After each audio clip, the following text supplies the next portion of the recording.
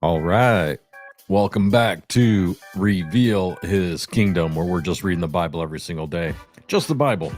His word is good enough. Today we're going to be in Galatians 2. We're going to be in Galatians 2, and all of these are coming from the New Living Translation version of the Bible. So today we're going to be in Galatians 2. So let's go ahead and get started.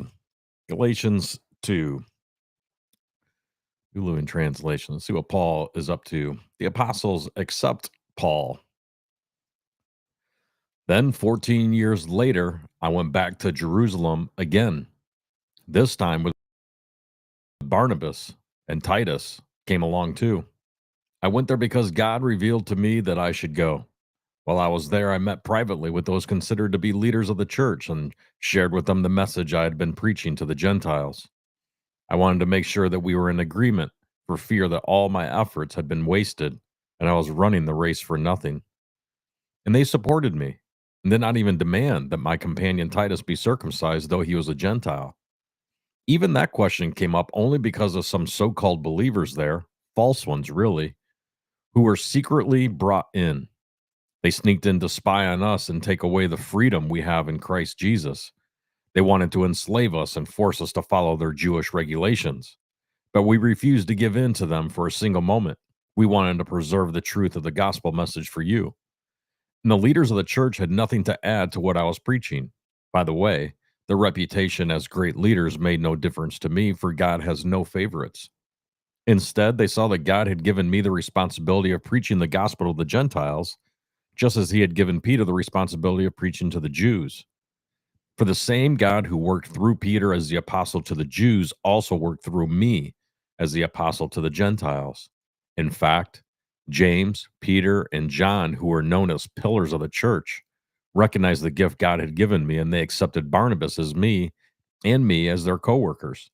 They encouraged us to keep preaching to the Gentiles while they continued their work with the Jews. Their only suggestion was that we keep on helping the poor, which I have always been eager to do. Paul confronts Peter. But when Peter came to Antioch, I had to oppose him to his face, for what he did was very wrong. When he first arrived, he ate with the Gentile believers who were not circumcised. But afterward, when some friends of James came, Peter wouldn't eat with the Gentiles anymore. He was afraid of criticism from these people who insisted on the necessity of circumcision.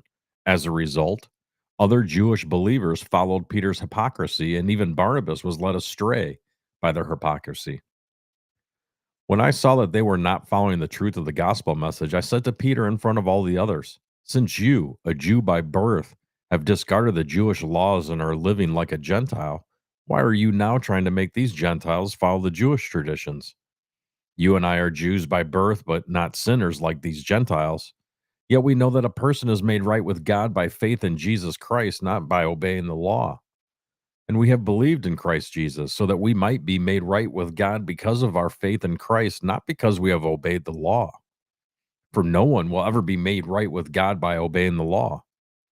But suppose that we seek to be made right with God through faith in Christ, and then we are found guilty because we have abandoned the law. Would that mean that Christ has led us into sin? Absolutely not.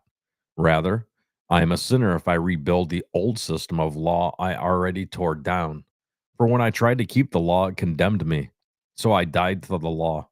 I stopped trying to meet all of its requirements so that I may live for God. My old self has been crucified with Christ. It is no longer I who live, but Christ lives in me.